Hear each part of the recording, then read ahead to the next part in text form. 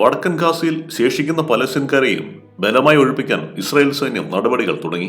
വടക്കൻ ഗാസ ഇസ്രായേലിനോട് കൂട്ടിച്ചേർക്കാനുള്ള പദ്ധതിയുടെ ഭാഗമാണിത്. ട്രംപ് അധികാരമേൽക്കും മുൻപ് ഇത് പൂർത്തിയാക്കുമെന്ന് റിപ്പോർട്ടുണ്ട്. ജബാലിയ, ബെയ്ത്ത് ഹനൂൻ മേഖലകളിൽ 70,000 പലസ്തീൻകാർ ശേഷിക്കുന്നുണ്ടെന്നാണ് UN കണക്ക്. ഹനൂനിലെ അഭയകേന്ദ്രമായ സ്കൂളുകൾ വളഞ്ഞ സൈനിക ടാങ്കുകൾ പലസ്തീൻകാരോട് ഗാസ സിറ്റിയിലേക്ക് നീങ്ങാൻ ആവശ്യപ്പെട്ടു. മറ്റു സ്ഥലങ്ങളിൽ ഡ്രോണുകൾ വഴിയാണ് ഒഴിഞ്ഞുപോകാൻ ആവശ്യപ്പെടുന്നത്. ദൈർ അൽ ബലാഹിയിലെ കഫറ്റേറിയയിലും വീട്ടിലും ഇസ്രായേൽ നടത്തിയ ബോംബാക്രമണങ്ങളിൽ 14 പലസ്തീൻകാർ കൊല്ലപ്പെട്ടു.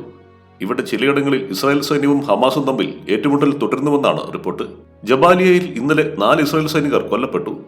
ഇവിടെ ഒരു മാസത്തിനിടെ കൊല്ലപ്പെട്ട സൈനികരുടെ എണ്ണം 24 ഇസ്രായേൽ ആക്രമണങ്ങളിൽ ഇവിടെ ഒരു മാസത്തിനിടെ 100 കണക്കിന് പലസ്തീൻകാരും കൊല്ലപ്പെട്ടെങ്കിലും കൃത്യമായ കണക്കുകൾ ലഭ്യമല്ല. വടക്കൻ ഗാസയിൽ അടിയന്തര ജീവകാരുണ്യത്തിന് 30 ദിവസത്തിനകം അവസരമൊരുക്കണമെന്ന് കഴിഞ്ഞ മാസം 13-ന് US ആവശ്യപ്പെട്ടത് അവഗണിച്ചാണ് ഇസ്രായേൽ ആക്രമണങ്ങൾ തുടരുന്നതെന്നും സഹായ വിതരണത്തിന് US ആവശ്യപ്പെട്ട ഒരു കാര്യവും ഇസ്രായേൽ ചെയ്തിട്ടില്ലെന്നും Oxfam, save the children, Norwegian refugee council എന്നിവയടക്കം 8 ജീവകാരുണ്യ സംഘടനകളുടെ റിപ്പോർട്ട് കുറ്റപ്പെടുത്തി. എന്നാൽ ജബാലിയയിലും ബേത്ത് ഹനൂനിലും 100 കണക്കിന് ഭക്ഷണപ്പൊതികളും വെള്ളവും വിതരണം ചെയ്യാൻ അനുവദിച്ചെന്ന് ഇസ്രായേൽ സൈന്യം പറഞ്ഞു. ലെബനനിൽ വെടിനിർത്തലിനുള്ള സാധ്യത തള്ളിക്കളഞ്ഞ ഇസ്രായേൽ പ്രതിരോധ മന്ത്രി ഇസ്രായേൽ കാറ്റ്സ് ഇറാന്റെ ആണവ കേന്ദ്രങ്ങൾ ആക്രമിക്കുമെന്ന സൂചനയും നൽകി. ലെബനനിലെ അയ്യൻ യാക്കൂബ് ഗ്രാമത്തിൽ ബോംബാക്രമണത്തിൽ 16 പേർ കൊല്ലപ്പെട്ടു. അതിനിടെ ഐക്യരാഷ്ട്ര സംഘടനയിലും അനുബന്ധ സമിതികളിലും ഇസ്രായേലിന്റെ പങ്കാളിത്തം മരവിപ്പിക്കണമെന്ന് സൗദിയിൽ നടന്ന അറബ് ഇസ്ലാമിക് ഉച്ചകോടി ആവശ്യപ്പെട്ടു.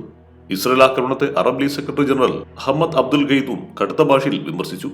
യുദ്ധം അവസാനിപ്പിക്കുമെന്ന തെരഞ്ഞെടുപ്പ് വാഗ്ദാനം നിറവേറ്റാൻ US പ്രസിഡന്റ് ഡൊണാൾഡ് ട്രംപ് തയ്യാറാകണമെന്ന് അദ്ദേഹം ആവശ്യപ്പെട്ടു. രാജ്യാന്തര നിയമങ്ങളുടെ ലംഘനവും പലസ്തീൻ ജനതയ്ക്കെതിരായ കുറ്റകൃത്യങ്ങളും അവസാനിപ്പിച്ചില്ലെങ്കിൽ ഇസ്രായേലിന്റെ UN അംഗത്വം സസ്പെൻഡ് ചെയ്യണമെന്ന് പലസ്തീൻ പ്രസിഡന്റ് മഹ്മൂദ് അബ്ബാസ് ആവശ്യപ്പെട്ടു. ആക്രമണങ്ങളെ അപലപിച്ച സൗദി കിരീടാവകാശിയും പ്രധാനമന്ത്രിയുമായ Mohammed bin Salman Palestine Lebanon ജനതയ്ക്കൊപ്പമാണ് സൗദിയെന്ന് വ്യക്തമാക്കി. ഗാസയിൽ ഇതുവരെ ഇസ്രായേൽ ആക്രമണങ്ങളിൽ 43,665 പലസ്തീൻകാർ കൊല്ലപ്പെട്ടു. 1,00,000-ലധികം ആളുകൾക്ക് പരിക്കേറ്റു. ലെബനനിൽ 3,243 പേരും കൊല്ലപ്പെട്ടു.